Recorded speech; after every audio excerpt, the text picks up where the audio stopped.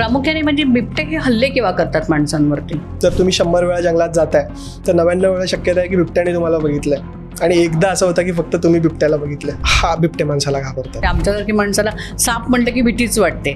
खूप वाईट गोष्ट आहे की भारतात दरवर्षी अंदाजे 58,000 ते 60,000 लोक सर्पदंशाने मरतात. स्नेक बाईट कॅपिटल बोलता येतं भारताला. जशी आपली शहरं वाढतात आहेत तशी जंगलं कमी होत जातात आहेत. ह्यांचा आदिवास कुठेतरी कमी होत चाललाय. साप माणसाला घाबरतो? तेही माणसांना इतकेच घाबरतात जेवढे आपण त्यांना घाबरतो. तो घाबरूनपणा काढतो, तो स्वतःला मोठा दाखवायचा प्रयत्न करतो. नमस्कार, आमच्या नॉलेज कट्ट्यावरती तुमच्या सगळ्यांचं पुन्हा एकदा मनपूर्वक स्वागत.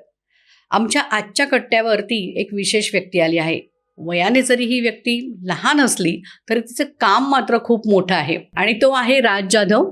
राज जाधवची ओळख म्हणजे तो वाईल्ड लाईफ रेस्क्युअर आहे. साप आणि माकड यावर त्याचा विशेष अभ्यास आहे. बिबट्यालाही त्याने रेस्क्यू केलेला आहे. मुंबईतल्या या मुलाला सापवाला लडका म्हणूनही ओळखलं जातो. तुम्ही याचे अनेक व्हिडिओ देखील बघितले असेल आणि आज हाच राज आपल्यासोबत आहे. राज, तुमचं आमच्या पॉडकास्टमध्ये खूप खूप स्वागत. नमस्कार. सगळ्यात आधी मला सांग, तुझं वय किती आहे? तर मी 23 वर्षाचा आहे आता सध्या. 23 वर्षाचा असताना तू इतकं मोठं काम करतोयस, म्हणजे साप पकडणं, बिबट्याचं रेस्क्यू करणं, माकडांवरती अभ्यास, हे सगळं तू कुठल्या वयापासून सुरुवात केली आहेस? तर ह्या क्षेत्रात मी जसं आलो, मी सुरुवातीपासून सांगतो काय कसं झालं ते. तर मी लहानापासून आरे कॉलनी, मुंबईत आरे कॉलनी बऱ्याच लोकांनी ऐकलं असेल, तर मी तिथे राहिलोय, वाढलोय, लहानाचा मोठा तिथेच झालोय. तर लहानपणापासून एक कुतूहल होतं. प्राण्यांसंदर्भात असेल, झाडं बघत होतो. माझे बरेचसे आदिवासी मित्र आहेत, त्यांच्यासोबत रानभाज्या गोळा करायला जात होतो. तर मी प्राणी वगैरे पक्षी सगळे बघत होतो आणि त्यांच्याबद्दल कुतूहल होतंच. पण 12th सायन्स माझं झालं आणि कोविड लागलं त्यावेळेस. तर आपण काय करावं तर झुओलॉजी करायचं ठरवलं होतं आणि त्यासोबत मग मित्र भेटले. म्हणजे तू झुओलॉजी आणि याचा स्टुडंट आहेस? मी माझं बॅचलर्स झालंय झुओलॉजीमध्ये आणि मी मास्टर्स केलंय वाईल्ड लाईफ कॉन्झर्वेशन मॅनेजमेंट. तू विषय पण तोच निवडले, म्हणजे तुझं ते अभ्यासाचा तू ती फील्ड पण तीच निवडलीस जी तुला आवडीची आहे? हो. तर मी मास्टर्स पण वाईल्ड लाईफमध्येच केलंय आणि झालं असं की मी आरेमध्ये जेव्हा होतो तेव्हा मला माझे मित्र भेटले जे ह्या फील्डमध्ये काम करत होते, म्हणजे ऍक्च्युअल ते साप पकडत होते. आणि त्यावेळेस ते माझ्यासाठी खूप फॅसिनेटिंग होतं की बाबा आपण ज्या प्राण्याला घाबरतो हे लोक कसे सहजता त्याला पकडून वगैरे घेऊन जातात आहेत. आणि तेव्हा असं होतं की त्याआधी कुठेही माझ्या घराशेजारी पण साप दिसला की कोणी कसंही पकडून त्याला सोडतंय. मी असेच पण त्याआधी असेच साप पकडले, काही नाव नाही माहिती कोणता साप आहे, काही प्रकार नसतो त्यावेळेस. तर काही असं नव्हतं. मी ही आधीची गोष्ट करतोय जेव्हा मी या क्षेत्रात नव्हतो आलो, तर त्यावेळेस पण असं पकडून सोडलं काही माहित नाही सापाबद्दल. मग माझे मित्र आहेत प्रसाद, आदित्य, हे मला भेटले आणि मग मी त्यांच्यासोबत शिकायला चालू केलं, सापांबद्दल वाचायला चालू केलं. तर त्यांनी मला अभ्यास करायला सांगितलं की बाबा ही पुस्तकं आहे त्याच्याकडून वाच.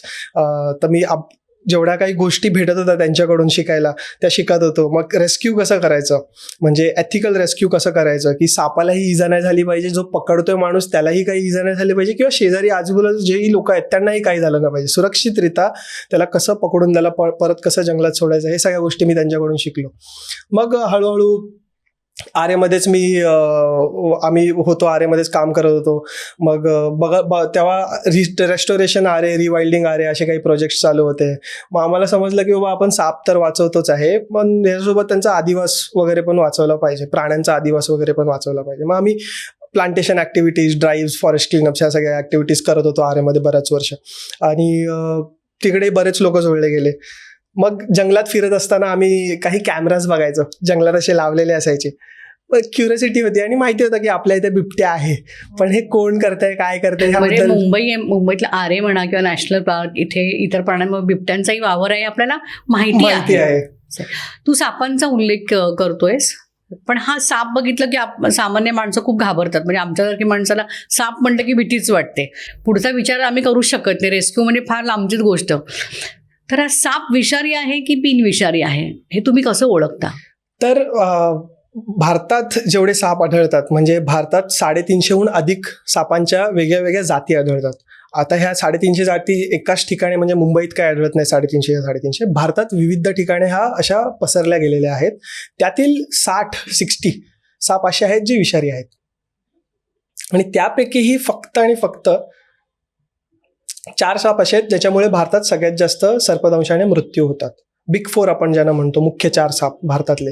आणि भारतात तेही एक म्हणजे खूप वाईट गोष्ट आहे की भारतात दरवर्षी अंदाजे 58,000 ते 60,000 लोक सर्पदंशाने मरतात, मृत्यू पावतात भारतामध्ये. आणि हा आकडा इतर कोणत्याही वन्यजीवाने होणाऱ्या मृत्यूपेक्षा जास्त आहे. म्हणजे इतर देशांच्या तुलनेमध्ये भारतात सर्पदंशाचे मृत्यू जास्त आहे. स्नेक बाईट कॅपिटल बोलता येतं भारताला. आणि नोटिफायबल डिझीज आहे, नेग्लेक्टेड, जे WHO आहे त्यांनी ह्याला दर्जा दिलेला आहे नेग्लेक्टेड ट्रॉपिकल डिझीज. म्हणजे अशी एक डिझीज जिच्यावरती कोणाचं लक्ष नाही आणि आता त्याला लोकांना समजतंय इतके सगळे गोष्टी होतात. आपण सापांना इतकं गांभीर्याने घेत नाही आहोत. सर्पदंशाला नाही घेत आहोत, सापांना इतक्या गांभीर्याने घेत नाही आहोत आपण. तर हा संघर्ष टाळण्यासाठी मी नुकताच मद्रास क्रोकोडाईल बँक ट्रस्ट या संस्थेसोबत कार्यरत होतो. प्रोजेक्ट असिस्टंट म्हणून मी त्यांच्या स्नेक कॉन्झर्वेशन आणि snake bite mitigation project through आम्ही पॅन इंडिया विविध ठिकाणी सर्पदंश कसा कमी करता येईल ह्यावरती काम करत होतो. मग वन विभाग असतील आणि स्कूल्समध्ये अवेअरनेस किंवा कम्युनिटी बेस्ड अवेअरनेस करत होतो आणि वर्कशॉप्स घेत होतो विविध ठिकाणी, कसं त्याला टॅकल करता येईल त्या संदर्भात. आता प्रामुख्याने ग्रामीण भाग जो असतो, तर ग्रामीण भागामध्ये सापाची लपण्याची ठिकाणं ही घराची कौल म्हणा किंवा भिंतींच्या म्हणजे फट असते त्याच्यामध्ये असतात किंवा अशा अडगळीच्या ठिकाणी साप आढळतात. पण मुंबईसारख्या आता शहरामध्ये, मुंबई पुणे म्हणा किंवा नाशिक म्हणा, ही जी शहरं आहेत या शहरांमध्ये देखील आता साप आढळायला लागलेत. कधी ते आम्हाला आमच्या गार्डनमध्ये दिसतात. म्हणजे अगदी रिसेंटला मी सांगते की माझ्या बिल्डिंगमध्ये सुद्धा साप आलेला आणि तो लिटरली म्हणजे कार पार्किंगच्या इथे तो फिरत होता. नंतर तो कुठेतरी गायब झाला, तो सापडलाच नाही. रेस्क्यूअरला बोलवलं होतं, पुढे तो कुठे गेला ते कोणाला सापडलं नाही. तर ती एक मनात सतत भीती असते. तर मग आपल्या शहरांमध्ये सुद्धा हे साप कुठून येत आहेत? तर हे कुठून येत नाही आहेत, पहिली गोष्ट तरी आहे. हे इथेच आहेत, हे वर्षानुवर्ष इथेच राहतात आहेत. हे लहानाचे मोठे, म्हणजे आता जर तुम्ही तुमच्या सोसायटीचा उल्लेख केलात तर तो साप किती अंदाजे मोठा असेल? नाही, म्हणजे मी जो व्हिडिओ बघितला, कारण मी ऑफिसमध्ये होते, तो बऱ्यापैकी मोठा होता, अगदी काही लहान नव्हता. इतकी खात्री देऊ शकतो तो लहानाचा मोठा तिथेच झालाय आणि तो लहानाचा मोठा होईपर्यंत त्याला कोणीच नाही पाहिलंय. तो असं नाहीये की हे कुठून कोणीतरी आणून ह्यांना सोडतंय. हे इथेच वाढले आहेत. जशी आपली शहरं वाढतात आहेत तशी जंगलं कमी होत जातात आहेत. ह्यांचा अधिवास कुठेतरी कमी होत चाललाय. आणि मग हे जे प्राणी आहेत, म्हणजे साप असो, बिबट्या असो, माकड असो, जितकेही आपल्या इथे भेटणारे वन्य प्राणी आहेत, हे शिकत आहेत की माणसांच्या अधिवासात किंवा माणूस जिथे राहत आहेत तिथे जेव्हा हे सह अधिवास करतायत तेव्हा हे कसे राहू शकतात तिथे. म्हणजे तेही माणसांना इतकेच घाबरतात जेवढे आपण त्यांना घाबरतो. साप माणसाला घाबरतो? अगदीच घाबरतो साप माणसांना. म्हणजे आता तुम्ही जर नागाकडे पण बघता, जर तुम्ही नागाच्या जवळ जाल तर तो फणा काढून तो स्वतःला मोठा दाखवायचा प्रयत्न करतो. तो घाबरून फणा काढतो. तो स्वतःला मोठा दाखवायचा प्रयत्न करतो की बाबा माझ्यापासून तुला धोका आहे, तू लांब हो. ठीक आहे, हे लोक वॉर्न करतात आपल्याला. बरेच साप असे असतात की ते पळ काढतात.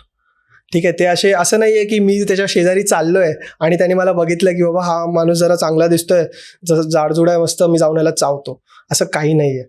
ठीक आहे, सर्पदंश असे काही होत नसतात. जेवढेही सर्पदंश होतात ते ॲक्सिडेंट असतात.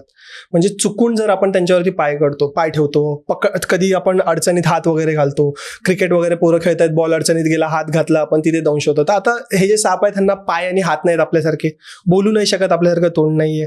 एकच गोष्ट आहे त्याच्याकडे की चावणं. आता माझ्यावरती कोणी पाय दिला तर मी तर धकळून बाजूला देईन त्याला, अरे बाबा तू माझ्यावर पाय दिलास, तो रिॲक्ट करतो. तीच एक गोष्ट आहे त्याच्याकडे.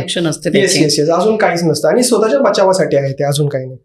तू पक्षी देखील रेस्क्यू करतोस? हो, अगदीच. म्हणजे मी वाईल्ड लाईफ वेलफेअर असोसिएशन या संस्थेसोबत जोडला गेलेलो आहे. मागील 6 वर्षापासून मी रेस्क्यू करतोय मुंबई, ठाणे, नवी मुंबई आणि आजूबाजूच्या ठिकाणी. प्रामुख्याने तू रेस्क्यू केले? बरेच, म्हणजे लिस्ट खूप मोठी आहे. म्हणजे आपल्या इथे आढळणारे ऑलमोस्ट बरेचसे पक्षी आम्ही पकडले. आम्हाला माहिती नाहीये तसे कुठले. अमूर फॅल्कन बद्दल तुम्ही ऐकलंय का?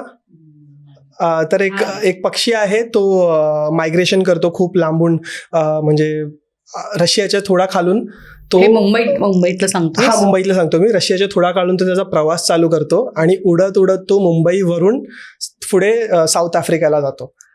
आणि त्याचा एक मध्ये स्टॉप असतो, तो मध्ये नॉर्थ ईस्टमध्ये एक स्टॉप घेतो आणि मग तिथून तो परत पूर्ण भारतभर उडून इथे जातो. मग आम्ही तो पक्षी मागे पकडला होता वर्लीमध्ये.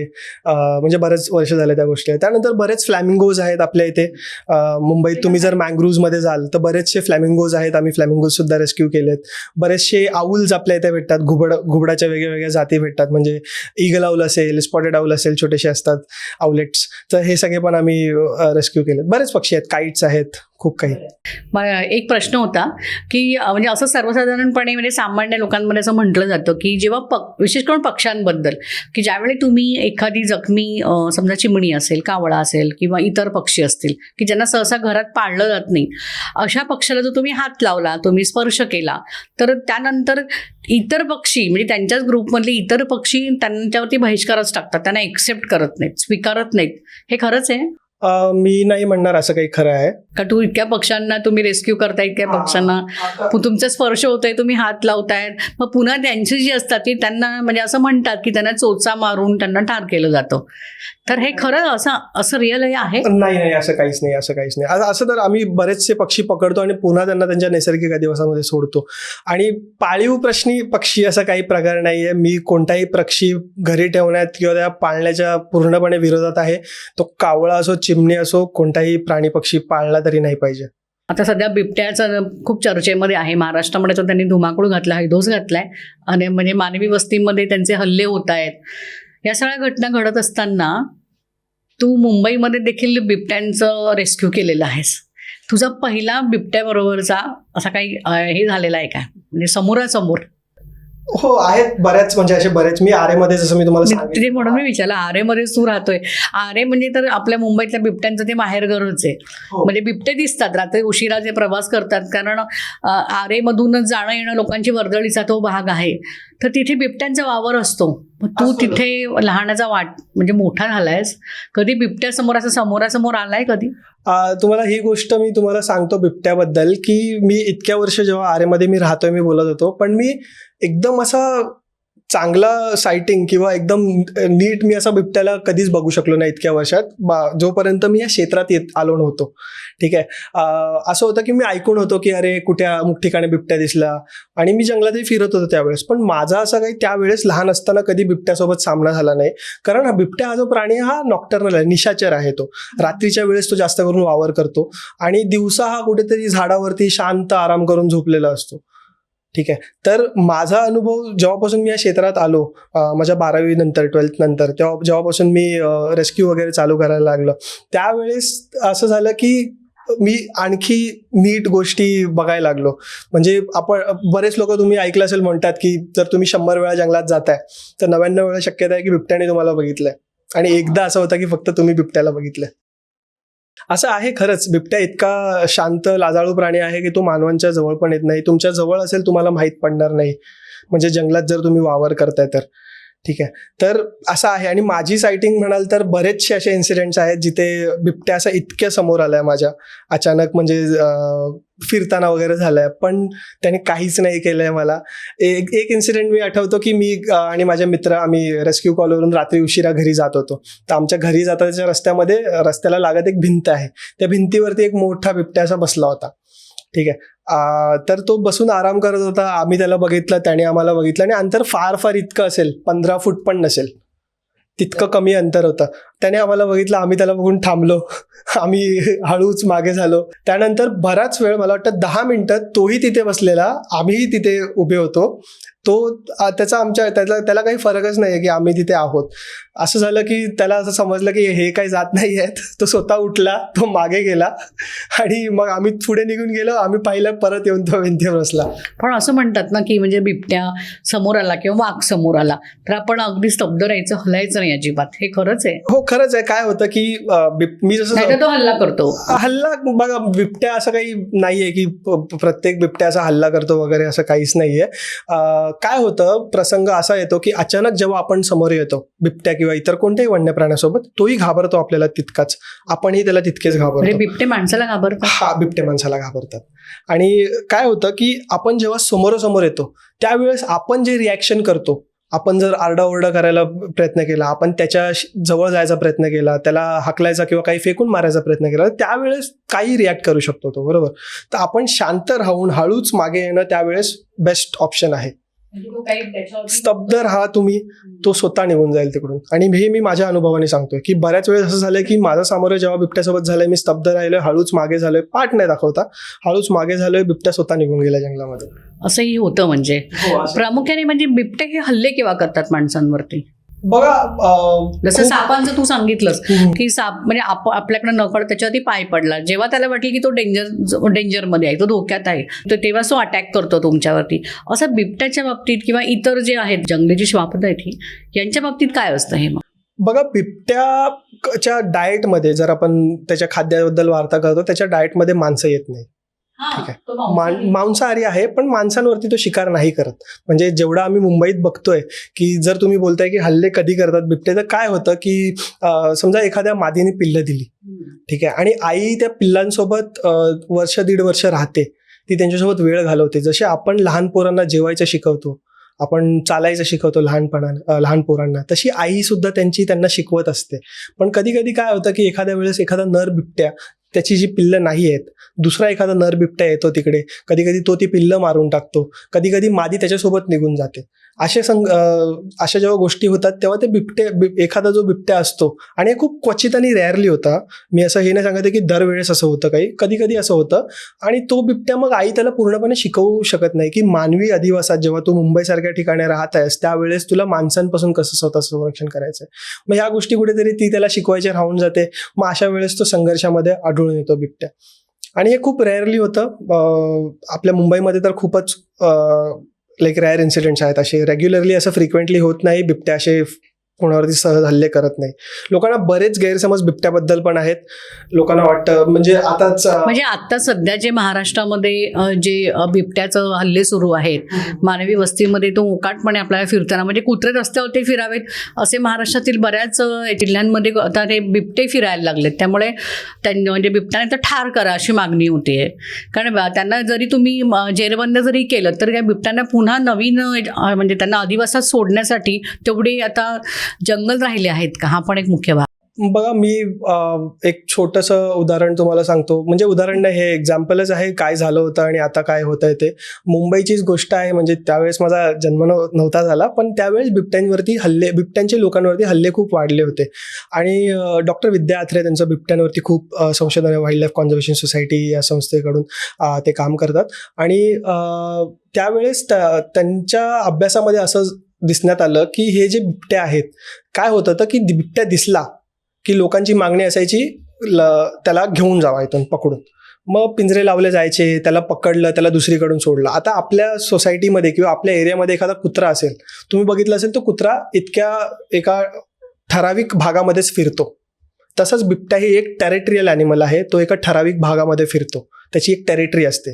त्या जागेमध्ये त्याला माहिती आहे सगळं की बाबा मला पाणी इथे भेटणार आहे, मला खाद्य इथे भेटणार आहे, मी इथे आराम करणार आहे. आणि काय होतं, आपण त्या आदिवासातून जेव्हा त्याला काढतो आणि एखाद्या नवीन आदिवासामध्ये टाकतो, तर तो आदिवास त्यासाठी पूर्णपणे नवीन आहे. तर तो त्या नवीन आदिवासामध्ये फिरत राहतो, तो ती एक्सप्लोर करतो जागा, आणि मग तिथे कुठेतरी संघर्ष वाढतो. मग हे दिसण्यात आलं की जेव्हा आपण हे ट्रान्सलोकेशन म्हणजे इकडचा बिबट्या पकडून तिकडे सोडणं हे जर कमी केलं तर जे बिबट्यावरून होणारे हल्ले आहेत ते सुद्धा कमी होतात. आणि जरी तुम्ही एखाद्या बिबट्याला तिकडून काढून दुसरीकडे सोडताय, समजा आता ह्या ऑफिसमध्ये एखादा बिबट्या राहतोय, तर मी ऑफिसमधल्या एका बिबट्याला काढून दुसरीकडे सोडलं, आता हे ऑफिस झालं रिकामं, तर नवीन बिबट्या इथे येणारच ती रिकामी जागे भरायला. तर असं काही नाहीये की तुम्ही, आणि नवीन बिबट्या येईल, कदाचित त्याला पण हा परिसर नीट माहीत नसेल, तोही हा परिसर फिरायला प्रयत्न करणार. मग ह्याच्याने संघर्ष कुठे कमी नाही होता, वाढतो. मानवी वस्तीमध्ये बिबटे वावरताना दिसतात. आता आपण जे आखलेल्या बाउंड्रीज आहेत, म्हणजे आपण म्हणतो संजय गांधी राष्ट्रीय उद्यान झालं किंवा इतर कोणताही प्रोटेक्टेड एरिया असेल, आपला किंवा लोकांचा समज असतो की वन्य प्राण्यांनी त्या तितक्या भागातच वावर करावा. आता हे जे प्राणी आहेत त्यांना बाउंड्रीज समजत नाही माणसाने आखलेल्या. आपण एखाद्या बिबट्याला सांगू नाही शकत की बाबा तू ह्या रेषेच्या पुढे जाऊ नाही शकत. ठीक आहे, तो प्राणी आहे, त्याला जिथे खाद्य भेटेल, जिथे त्याला पाणी भेटेल, तो तिथे वावर करणार. तर असं होतं की एखादा बिबट्या जंगलामध्ये जो वावर करतोय किंवा जंगलाच्या शेजारी जो वावर करतोय, असं नाही की जंगलात खाद्य नाही आहे. जंगलात बरेचसे हरणं आहेत, बरेचसे माकडं आहेत जे बिबट्याच्या खाद्यामध्ये येतात. परंतु काय होतं की शहरामध्ये एक दुसरं खाद्य भेटतं त्याचं. माझे गाईड आहेत, मेंटर आहेत, निकित सुर्वे, ते म्हणतात की जिथे माणूस तिथे कचरा, समीकरण आहे त्यांचं, जिथे माणूस तिथे कचरा, जिथे कचरा तिथे कुत्रा, आणि जिथे कुत्रा तिथे बिबट्या. हो, सायकल. हा, तसंच एक विषय आहे की जर शहरामध्ये कुत्रा आहे, शहरामध्ये कुत्रे वावरत आहेत, मांजरी वावरत आहेत, जे की सोप्पा शिकार होतो. एका हरणाला जितकं, एका माकडाला जितकं शिकार करायला एफर्ट्स लावे लागतात, तेवढ्याच त्याच्यापेक्षा खूप सहज त्या प्रति त्यांना कुत्रा भेटतो. तर त्यामुळे ते मानवी वस्तीजवळ येतात. तर आपण ज्या गोष्टी करतो त्याचा कुठेतरी इफेक्ट त्यांच्यावरती पण पडतो. जे आपण कचरा करतो त्या कचऱ्याला घुशी सुद्धा खातात बिबटे. विचार करा. काय होईल, मी हे पहिल्यांदा ऐकलं. मोठ्या मोठ्या घुशी असतात, घुशी सुद्धा खातात, कोंबड्या खातात, जे काही भेटेल कोंबड्या खातात, पण घुशी सुद्धा खातात. तर जेव्हा कधीही अशा कचऱ्याचे डम्पिंग जेव्हा बनतात, गावाच्या शेजारी असतील किंवा कोणत्या प्रोटेक्टेड एरियाच्या बाजूला असतील, त्या ठिकाणी असे सगळे प्राणी, डुकरं, कुत्रे अट्रॅक्ट होतात. आणि ज्याप्रमाणे कुत्रा पण त्याचं म्हणजे खाणं शोधत त्या कचऱ्याच्या कुंडीजवळ येतो, तसाच तो खाण्याच्या शोधात तो बिबट्या पण कुत्र्याजवळ येणार. म्हणजे अगदी हे असं म्हणजे एकत्रच आहे सगळं, हे पण सायकलच आहे ही. आणि जे मी तुम्हाला सांगितलं ते अजून एक गोष्ट म्हणतात, ते जसं आपला मुंबईकरांचा जसा वडापाव आहे, तसं ते कुत्र्यांना बिबट्याचा वडापाव म्हणतात. कारण सहज भेटतो, सगळीकडे सगळीकडे अवेलेबल आहे. बाहेर गेलो सहजच कुठेही भेटतो आणि सहज स्वस्त पण आहे. कोणी एफर्ट लागत नाही अगदीच. त्याच्यामुळे म्हणजे एवढे सहज त्याची शिकार आहे तो. तू आतापर्यंत अनेक बिबट्यांना म्हणजे रेस्क्यू केलेला आहेस. प्रामुख्याने हे रेस्क्यू तू कुठल्या भागातून केलेलं आहेस, मुंबईसारख्या ठिकाणी? हो, तर मी एकटा असं काही रेस्क्यू करत नाही. हे माझी टीम आहे, आमची खूप मोठी टीम आहे. आमची एक NGO आहे, वाईल्ड लाईफ वेलफेअर असोसिएशन. त्यानंतर बरेच इतर संस्था आहेत, SGNPची रेस्क्यू टीम आहे, बरीच संशोधन करणारी मंडळी आहे, इंडिव्हिज्युअल व्हॉलंटियर्स आहेत. तर हे सगळे एकत्र जेव्हा अशी काही सिच्युएशन होते, आता मी जर शहरातलं सांगायला गेलं तर एक मागील 2022 मध्ये बिंबिसार नगर म्हणून गोरेगावला जागा आहे, तिथे एका शाळेमध्ये बिबट्या अडकला होता. सो काय झालं, रात्रीच्या वेळेस बिंबिसार अगदीच जंगलाच्या बॉर्डरवरतीच आहे ती सोसायटी, आणि तिथे असं झालं की बिबट्या तिथे फिरत होता. बहुतेक कुत्र्याच्या शोधामध्ये तो वगैरे तो फिरत असेल. तर तो गेला एका स्कूलच्या बिल्डिंगमध्ये. तिथे तो एका वॉशरूमच्या इथे गेला. आता का गेला त्याचं माहित नाही, पाण्यासाठी गेला की असंच क्युरियोसिटीमुळे गेला, ठीक आहे. तर तिकडे जे वॉचमॅन होते त्यांनी कडी लावून टाकली, त्याला बंद करून टाकलं. आता जर त्याला बंद नसतं केलं तर तो स्वतःहून निघून गेला असता, कुणाला न समजता किंवा कुणाला न कळतं. त्या दिवशी तो आला, त्यांनी बघितलं, त्यांनी कडी लावून टाकली. झालं असं की मग बिबट्या बंद आहे, सगळ्यांना फोन वगैरे आले, आम्ही सगळे गेलो, आमची टीम पोचली, SGNPची टीम आली, बरीच मंडळी आली सगळी. आणि मग आम्ही त्या लेपर्डला तिकडून मग ट्रँक्युलाइज करून त्याला आम्ही परत त्याच्या नैसर्गिक अधिवासामध्ये सोडलं. अजून एक इंटरेस्टिंग रेस्क्यू आमचा झाला होता बदलापूरला. तिथे एका लेपर्डचं डोकं एका प्लास्टिकच्या डिस्पेन्सरमध्ये अडकलं होतं. ते पाणी घेतो आपण, नळ असतो त्याला. तर झालं असं होतं, ही पण 2-3 वर्ष अगोदरचीच गोष्ट आहे. बदलापूरला एक ठिकाण आहे, जंगल आहे तिथे, वांगणी म्हणून एक जागा आहे. तर तिथे एक गाव आहे, तिथे पिकनिकसाठी लोक गेले होते. आता जेव्हा पिकनिकला लोक जातात तेव्हा ते कचरा वगैरे सोडून देतात जंगलामध्ये. तर कदाचित त्याच्यात पाणी वाचलेलं असावं, त्याने का डोकं घातलं, लहान पिल्लू होतं. मग 2 दिवस आम्ही त्याचा शोध घेत होतो आणि 2 दिवस तो त्या बरणीसोबत फिरत होता. विचार करा, 2 दिवस बरणीसोबत, त्या बरणीला काही होल नाही, काही नाही, तर नळ आहे फक्त. आणि कदाचित त्याचा मृत्यू झाला असता जर तो आम्हाला भेटला नसता. मग गावकऱ्यांनी खूप सहायता केली त्यावेळेस, आणि लोक पुढे आले, NGOज होते, परत SGNPची रेस्क्यू टीम होती, तिकडचं फॉरेस्ट डिपार्टमेंट होतं. सगळ्यांनी मिळून आम्ही त्याला शोधलं, त्याचा शोध घेतला, पूर्ण जंगल पालतं घातलं, पण काही शोध लागत नव्हता. मग शेवट असं झालं की आम्ही सगळे एफर्ट्स सोडून दिलं होतं आम्ही, की आम्हाला वाटत नव्हतं त्याला काय होईल. मग गावकऱ्यांना दिसला तरी लगेच आम्हाला बोलवलं. मग आम्ही अर्ध्या रस्त्यात होतो, आम्ही परत गाड्या फिरवल्या, पुन्हा तिथे पोहोचलो स्पॉटवरती. मग SGNP रेस्क्यू टीमकडे एक्सपर्ट डॉक्टर्स आहेत, रेस्क्यू टीम आहे, त्यांनी ट्रँक्युलाइज केलं त्याला. मग आम्ही त्याला ताब्यात घेऊन त्याची बरणी काढली आणि मग पुन्हा त्याचं हेल्थ वगैरे चेकअप सगळं झालं. त्यानंतर पुन्हा त्याला त्याच्या नैसर्गिक दिवसात सोडलं गेलं. राज, तू आतापर्यंत भारतामध्ये वेगवेगळ्या ठिकाणी पण रेस्क्यूसाठी गेला आहेस, अभ्यास देखील तू करतोयस, माकडांवरती पण तुझा अभ्यास आहे. हो, मुंबईत मी माझं मास्टर्स जेव्हा झालं तेव्हा मी माझं डेझर्टेशन माकडांवरती केलं. काय आहे मुंबईतली माकडांबद्दल आम्हाला थोडंसं सांग. कारण अगदी म्हणजे असं मी मगाशी म्हणाले की बोरिवलीमध्ये राहत असल्यामुळे मला देखील प्राण्यांचे काही ना काहीतरी अनुभव येत असतात. मध्यंतरी माझ्या खिडकीतच माकड येऊन रात्रभर त्याचा मुक्काम होता. तो अगदी निवांत होता, पण आम्ही प्रचंड घाबरले होतो. त्यामुळे रेस्क्यू टीमला पण बोलवलं होतं, फोनाफोनी पण झाली. त्यांनी आम्हाला काही इन्स्ट्रक्शन्स दिले की तुम्ही त्याला अजिबात काही हे करू नका, तो तिथेच बसू देत आणि तो इथून निघून जाईल. आम्ही फायर ब्रिगेडला पण फोन केलेला. दुसऱ्या दिवशी नंतर तो पहाटे 3:30-4ला नंतर तो गेला, पण तोपर्यंत तो तिथेच बसून होता तो माकड. आता माकडांचं हे जे काय आहे ना, म्हणजे अगदी घरापर्यंत येणं हे पण थोडंसं आम्हाला भीतीदायक वाटतं.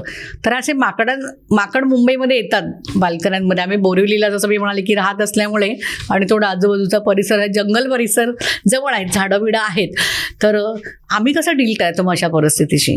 तर म्हणजे अभ्यास अजूनही चाललाय माझी या माकडांवरची सध्या मुंबईत. आणि आम्ही सोबत जेव्हा काम करत होतो तेव्हा आमच्या लक्षात असं पण आलं, आणि NGOs वगैरे पण आहेत, आम्ही रेस्क्यू पण करत होतो माकडं. तर सेमच कन्सेप्ट आहे. काय होतं की रिलिजियस ॲस्पेक्ट आहे माकडांना जोडलेला गेलेला, लोकांची श्रद्धा आहे, लोक त्याच्यामध्ये माकडांना सहसा मारत नाही कोणी, मारत नाही लोक, पण असं नाही, द्वेष पण आहे काही लोकांमध्ये त्यांच्या संदर्भात.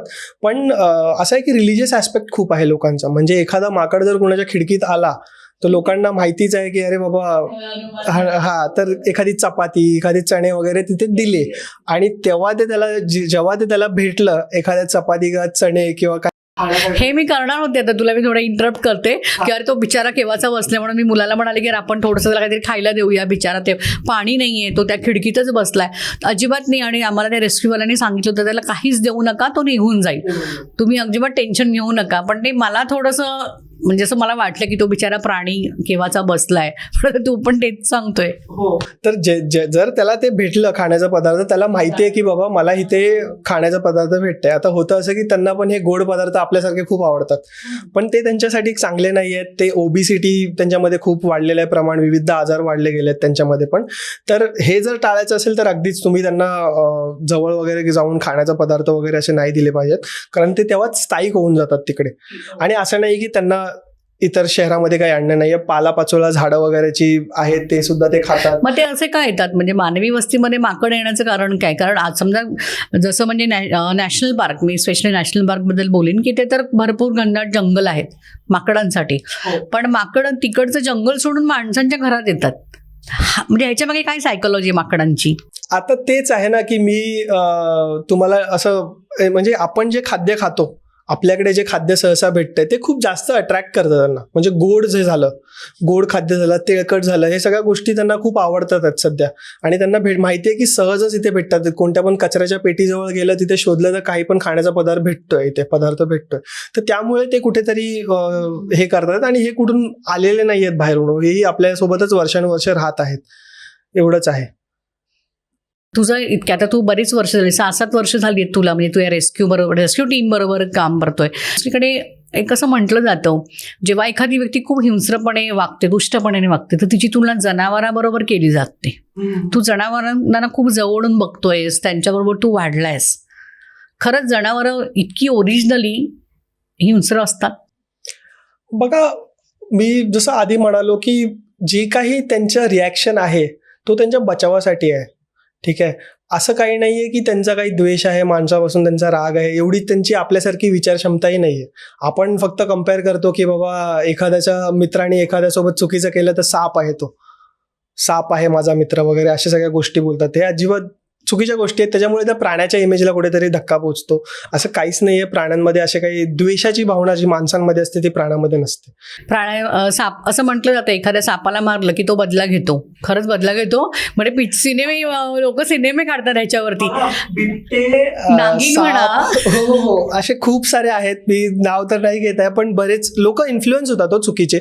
म्हणजे या सगळ्या गोष्टी खूप गांभीर्याने घेण्यासारख्या आहेत. बघा, एखादं सिरियल जे वर्षानुवर्ष चाललंय आणि ते अजून म्हणजे किती तुम्ही जाल, उद्या तिसऱ्या घरात ते चालू असणार सिरियल, आणि लोक बघतायत खूप इंटरेस्ट घेऊन. म्हणजे त्या लोकांवरती किती मोठी जबाबदारी आहे की तुम्हाला एवढा मोठा क्राऊड बघतोय आणि तुम्ही ह्या अशा गोष्टी सायकोलॉजी डेव्हलप होते लोकांची. मला आठवतं, मी रेस्क्यू कॉल्सवरती जातो तेव्हा लोक मला विचारतात हे सगळे प्रश्न, आणि कुठून येत आहेत, ह्याचा सोर्स काय आहे. तर तुम्ही बघाल युट्यूबवरती काही लोकांनी चालू ठेवले, सिरियल्स डेली सोप नागिन का चालू बदला ठेवले. वगैरे असं हा, मग ते नागिन का बदला. डेव्हलप होतं की खरंच आता तुम्ही चार्ल्स डार्विनची थिअरी ऑफ एव्होल्युशन ऐकली आपण, माणसाचा कसं हे झालं, एव्होल्युशन झालं. ते तुम्हाला वाटत नाही त्यांना ओपन चॅलेंज करण्यासारखं आहे की बाबा मी माणूस परत साप बनू शकतो. म्हणजे काय मूर्खता लावली आहे त्या लोकांनी. आणि होतं असं की खूप चुकीचा संदेश देतात ते सोसायटीमध्ये. म्हणजे प्रत्यक्षात तसं काही नाहीये. काहीच नाही असं, की काहीच एका समजा नाही. सापाला मारलं तर बदला घेण्यासाठी त्याची बाबा म्हणजे ती मादी साप परत येऊ शकते, हे जे काही चाल, आणि मग ती तुम्हाला शोधूनच काढते कुठून तरी. नाही नाही नाही, अगदीच असं काहीच नाहीये. हे सगळ्या गोष्टी फिल्मी स्टोऱ्या आहेत. आणि फक्त हे की एका गाण्याने दुसऱ्या गाण्याकडे गेऊन अशा पसरलेल्या गोष्टी आहेत. कुठेतरी एक असं, म्हणजे आता मी मागे एक वर्कशॉप घेत होतो, तेव्हा मला हा प्रश्न विचारला होता की आमच्यासोबत असं झालं की आम्ही एक साप मारला आणि आम्ही घरी आलो तर तिकडे तसाच एक दुसरा साप आला होता. आता हे व्हायचं कारण काय असेल? बघा, प्रत्येक गोष्ट आपण बोलतो चुकीची, तर ती चुकीची नसते. कधी कधी थोडंसं सायन्स असतं. जेव्हा साप जे असतात ते प्रजनन करतात त्यावेळेस ते फेरामॉन्स सोडतात. आता आपल्यासारखे ते संवाद नाही साधू शकत. त्यांच्याकडे संवाद साधण्यासाठी म्हणजे बोलू वगैरे नाही शकत. ते फेरामॉन्स रिलीज करतात, फिमेल फेरामॉन्स रिलीज करते. आता झालं असं असेल, ती रेअर केस आहे, हे मी असं नाही सांगत की ते बदला वगैरे घ्यायला जातात किंवा काय. तर त्यावेळेस जर तुम्ही त्या सापाला मारलं, आता मारलं तर कशाने मारलं? काठीने वगैरे एखादं मारलं, ती काठी तुम्ही घरी घेऊन आलात, ते फेरामॉन्स त्या काठीला लागलेले. तर कदाचित त्या फेरामॉन्सच्या वासाला दुसरा साप आला, तो तुम्हाला बदला घ्यायला नाही आला. इतकं त्यांचं डोकं नाही आहे. त्यांना इतकाच विचार करायची क्षमता आहे की बाबा हे माझं खाद्य आहे, नाही आहे, इथे कसं चढता येईल, इथे कसं जाता येईल, असं सगळंच त्यांचं डोकं चालतं. त्याच्या पुढे ते त्यांचं याच्यामागे हे सायन्स आहे. म्हणजे त्याच्यामुळे लोकांनी बऱ्याच वेळा कथा अशा निर्माण केल्या. एक अजून एक गोष्ट मला सांगावीशी वाटेल. मला मध्ये मी माझे मित्र आहेत ते म्युझिक इन्स्ट्रुमेंट्स वाजवतात विविध प्रकारचे, तर मला फ्लूट वाजवायची इच्छा होती. तर मी फ्लूट घेतली विकत आणि मी जायचो त्यांच्यासोबत शिकायला वगैरे. आणि माझी रेस्क्यूची किट आहे ती नेहमी माझ्या बॅगमध्ये सोबत असायची माझ्या त्यावेळेस. तर मला अचानक कॉल आला रेस्क्यूचा. मी म्हणालो ठीक आहे मी जाऊन येतो कॉलवरती. तर झालं असं की मी पोहोचलो स्पॉटवरती. मी बघतोय की साप असा थोडासा अडचणीत एका छोट्याशा बिळामध्ये. आता अशा वेळेस आम्ही रेस्क्यू युज्युअली अवॉइड करतो. आणि साप ओळखता आला तर, बिनविषारी आहे साप तर बहुतेक नाहीच करत तशा वेळेस रेस्क्यू. तर झालं असं की मी माझी बॅगेतून माझे इक्विपमेंट्स काढत होतो, तर माझी फ्लूट पडली. आता तिकडे काही लोक उभे होते, त्यांचं म्हणणं असं होतं की दादा वाजवून काढा. म्हणजे जशी ती पुंगी वाजवली जाते. आपण कान नसतात आपल्यासारखे, म्हणजे हे जे एक्सटर्नल इयर्स आहेत, इयर पिंडा आपण म्हणतो, त्यांना ते नसतात. ठीक आहे, पण याचा अर्थ नाही की ते पूर्णपणे ऐकू नाही शकत. ते कंपन ऐकतात, त्यांना कंपन ऐकू येतं. एकदम उंच जर आवाज असेल, हा कंपन म्हणजे जमिनीत जे कंपन होतात, आपण चालताना जे कंपन वगैरे करतो ते ऐकू येतात. पण आपण जे संवाद घालतोय किंवा एखादं गाणं जर वाचतंय, त्यावरती नाग नाचतोय, तर ते अजिबात खोट्या गोष्टी आहेत असं काही नसतं. काय होतं की गारुडी जे ते वाद्य असतं, बीन वाजवतो, ती बीन तो फिरवतो बघा. आणि साप जो आहे तो त्या मुवमेंटला पकडतोय. साप जो आहे तो त्या मुवमेंटला पकडतोय, ना की तो आवाज ऐकून नाचतोय वगैरे. म्हणजे बऱ्याच अंधश्रद्धा आहे. तो बोलायला गेलो तर मला वाटतं दिवस कमी पडेल. लोकांना अजूनही लोकांना वाटतं की साप दूध पितात. हा, मी आता ऍक्च्युअली ते विचारणार होते. आपल्याकडे नागपंचमीला सापाला विशेष करून दूध पाजलं जातं आहे. म्हणजे आणि मी जेव्हा लोकांना सांगतो की बाबा साप दूध पिऊ नाही शकत, साप दूध पचवू नाही शकत, तेव्हा लोक एक उलट उत्तर किंवा प्रश्न विचारतात. बाबा आम्ही युट्यूबवरती बघितलाय व्हिडिओ, त्या व्हिडिओमध्ये तर सापाने दूध पियालं. तर मी म्हणतो की हो पियालं, पण त्याच्या मागे एक स्टोरी आहे. ती अशी आहे की जेव्हा नागपंचमी जवळ येते त्याच्या 2-3 महिन्या अगोदर या सापांना जंगलातून पकडलं जातं. जी गारुडी मंडळी असते ती करते बसवायचा ह्या गोष्टी. आणि सापाला इतक्याच प्रमाणात पाणी आणि इतक्याच प्रमाणात खाद्य दिलं जातं की तो जिवंत राहील. आता ज्या दिवशी नागपंचमी आहे त्या दिवशी तुम्ही त्याला बाहेर काढता, त्याच्या शरीरामध्ये इतकं डिहायड्रेशन असतं, तर त्यावेळेस त्याच्यासमोर तुम्ही कोणताही लिक्विडमध्ये पदार्थ ठेवता. हे मूळ कारण आहे की नागपंचमीला साप सगळेच असे ते घेऊन बसलेले असतात आणि सगळे ते साप दूध पित असतात. हा, अशा गोष्टी होतात. बऱ्याचपैकी त्याच्या सुळ्या ज्या असतात, म्हणजे फँग्स जे असतात ते तोडले जातात. विषाच्या पिशव्या असतात विषारी सापांमध्ये, त्या काढल्या जातात. म्हणजे खूप साऱ्या गोष्टी केल्या जातात. आणि आता तर वाईल्ड लाईफ प्रोटेक्शन ऍक्टच्या अंडरमध्ये जेवढेही वन्य प्राणी आपल्या इथे आहेत ते सगळे संरक्षित आहेत. तर हे सगळे करणं कायद्याने गुन्हा सुद्धा आहे. तर तुम्ही कोणत्याही प्रकारचा साप असो, छोट्यात छोटा असो, मोठ्यात मोठा असो, बिबट्या असो, हे सगळे बहुतेक तर शेड्यूल 1 मध्ये पण येतात वाईल्ड लाईफ प्रोटेक्शन ऍक्टच्या. तर ह्यांना पकडणं, ह्यांना यांच्याशी मस्ती करणं वगैरे हे सगळं कायद्याने गुन्हा आहे. तर आपण हे नाही करू शकत. आपल्याला शिक्षाही होऊ शकते जर आपण या सगळ्या गोष्टी करतो तर. आणि जेव्हापासून हा ऍक्ट लागू झाला तेव्हापासून या गोष्टी कमी झाल्यात. महाराष्ट्रामध्ये तर आपल्याला नाहीच दिसत या गोष्टी होताना, पण कधीतरी बाहेर कुठून तरी असे व्हिडिओज वगैरे येतात, सर्क्युलेट येतात. लोकांच्या खूप समज आहेत आणि ह्या समजमुळे भीती पण कधी कधी निर्माण होते लोकांमध्ये. तर आमचा प्रयत्न हाच असतो की लोकांमध्ये जी भीती आहे ती कमी करून त्यांच्यामध्ये आदर का करावा आपण सापांचा, त्या सगळ्या गोष्टींवरती आपण काम करतो. ज्यावेळी तुम्ही प्राण्यांना रेस्क्यू करता त्यावेळी कधी कधी प्राणी एखादा अडचणीमध्ये सापडलेला असतो. म्हणजे आपण जसं बघतो हत्ती पडला, गाय पडली खड्ड्यामध्ये, बिबटे विहिरीमध्ये पडलेले असतात. अशा वेळी त्यांना बाहेर काढण्यासाठी ज्यावेळी तुम्ही रेस्क्यू करायला जातात त्यांची बॉडी लँग्वेज काय असते? बघा, प्राण्याला माहीत नाहीये की मी त्याच्या बचावासाठी तिकडे आहे. तो मला बघतो, तो मला धोक्याच्या भावनेनेच बघतो. माणूस म्हणजे भीती, धोका ह्या सगळ्या गोष्टीच असोसिएट असतात कुठेतरी. मग त्याला माहीत नाहीये की मी त्याचा बचाव करतोय. मग त्यावेळेस सिच्युएशन थोडीशी टेन्स होऊ शकते, टेन्स होते आणि मग आम्ही त्या हिशोबाने त्या सिच्युएशनला हँडल करतो. म्हणजे वेगळ्या वेगळ्या रेस्क्यूजमध्ये वेगळी सिच्युएशन दिसते, त्याप्रमाणे आम्हाला ॲक्ट करायला लागतं. पण आपल्या इथे ज्या रेस्क्यू टीम्स आहेत त्या वेल इक्विप्ड आहेत या सगळ्या गोष्टींना सामोरे जायला. पण हो, प्राण्याला माहीत नाहीये की मी त्याचा बचाव करतोय. त्याच्यासाठी मी नेहमीच धोक्याचीच भावना आहे ती. म्हणजे एखाद्या कुत्र्याला रेस्क्यू करणं आणि एखाद्या बिबट्या किंवा इतर कोणत्या प्राण्याला रेस्क्यू करणं खूप वेगळा फरक आहे. कुत्र्याला मी हात दाखवून बोलू शकतो की माझ्या जवळ येईल तो. बिबट्यासोबत असं किंवा दुसऱ्या इतर प्राण्यांसोबत मी करू नाही शकत या सगळ्या गोष्टी. सर्पदंश होतो, जसं तू सुरुवातीला सांगितलंस की आपल्या देशामध्ये सर्पदंशाने 60,000 लोकांचा मृत्यू होतो दरवर्षी. खूप मोठा आकडा आहे हा. याच्यासाठी अनेक जनजागृतीचे कार्यक्रम म्हणजे तुझ्या संस्थेमध्ये काम करतो त्याच्यासारख्या अनेक संस्था करत आहेत.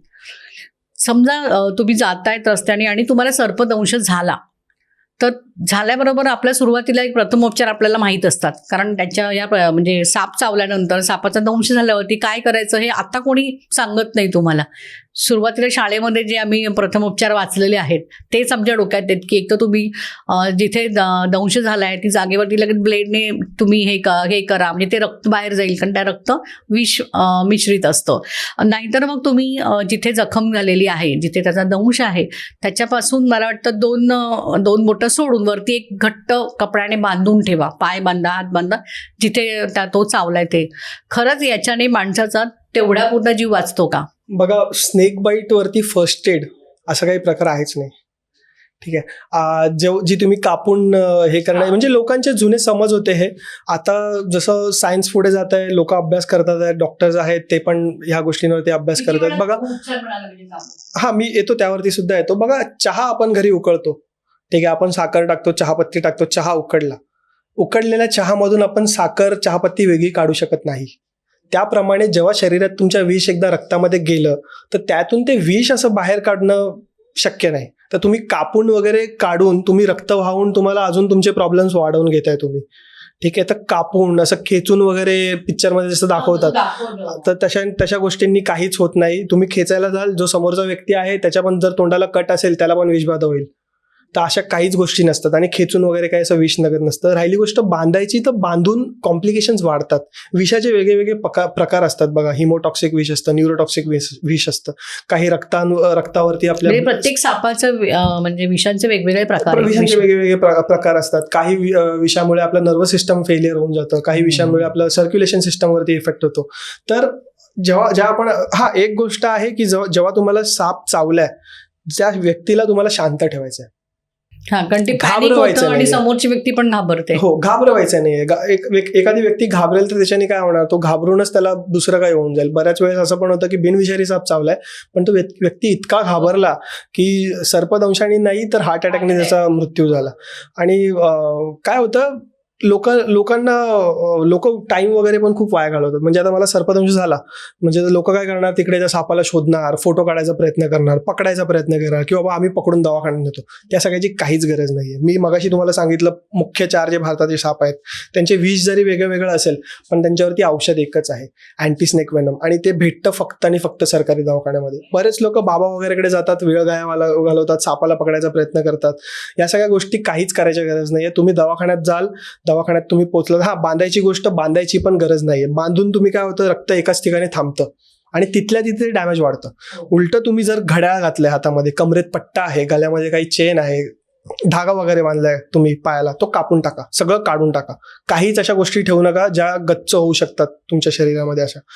आणि बांधायचं तर अजिबात नाहीये. दवाखान्यात जायचं सर्वप्रथम, गाडी नाहीये, बाईकवरती बसून घेऊन जावं, मागे एका जणाला बसवा, सर्पदंश झालेला मध्ये बसवा, दवाखान्यात पोचा. दवाखान्यात गेल्यानंतर डॉक्टर तुमच्या छोट्या मोठ्या टेस्ट करतील, ते बघतील शरीरात विष आहे की नाही आहे. बऱ्याचदा असं होतं की साप चावलाय, विषारी, तुम्ही बघितलाय, तुम्ही ओळखता साप, पण त्यांनी विष नाही टाकल्या शरीरामध्ये. असं पण होतं. आपण ड्राय बाईट म्हणतो त्या कन्सेप्टला. आणि बरेच साप असे करतात पण कधी कधी असं होतं की आपण कधी कधी साप चावला, आपल्याला विषारी बिनविषारी माहित नाही, आपण डॉक्टरना सांगतोय की विषारीत साप आहे, तर डॉक्टर तुमच्या म्हणण्याने जाणार नाहीयेत, तुम्ही दाखवलेल्या फोटोच्या मागे पण जाणार नाहीयेत. ते तुमचं ब्लड सॅम्पल कलेक्ट करतील, ते तुमचे सिम्पटम्स बघतील, काय होतंय काय नाही होतंय. क्लॉटिंग टाइम वगैरे आपण चेक करतो. काय होतं, घोणच चावली की आपला क्लॉटिंग टाइम, ब्लड क्लॉट नाही होत, रक्त घोटत नाही, घोटण्याची प्रक्रिया होत नाही. मग ते सगळं ते लोक चेक करतात आणि त्यानंतर तुमचा उपचार चालू करतात. बघा, असंच जर तुम्ही गेलात की मला साप चावला आणि सापाचं विष नाही, आणि जर तुम्ही ते अँटी स्नेक्स वेनम घेतलं, तर त्याचे वेगळे रिॲक्शन्स पण होऊ शकतात. तर जेव्हाही अशी काही ट्रीटमेंट होते तेव्हा डॉक्टरच तुम्हाला तुमचे प्राण वाचवू साप शकतात. पकडून देणं, तुम्ही उगाच डॉक्टरला पण घाबरवताय. म्हणजे तो सापाला पण पकडतात आणि त्याला पण घेऊन जातात हॉस्पिटलमध्ये घालवतात. एक गोल्डन आवर आपण म्हणतो की एका तासाच्या तुम्हाला ट्रीटमेंट मिळाला, लवकरात लवकर 1 तासाच्या तुम्ही पोचा. असं नाही की त्यानंतर पोचलात तर काय होईल. शांततेत तुम्ही, आम्ही अशा पण केसेस बघितलेत की खूप उशीर झाला लोकांना दवाखान्यात पोचायला, तरी लोकांचा जीव वाचलाय.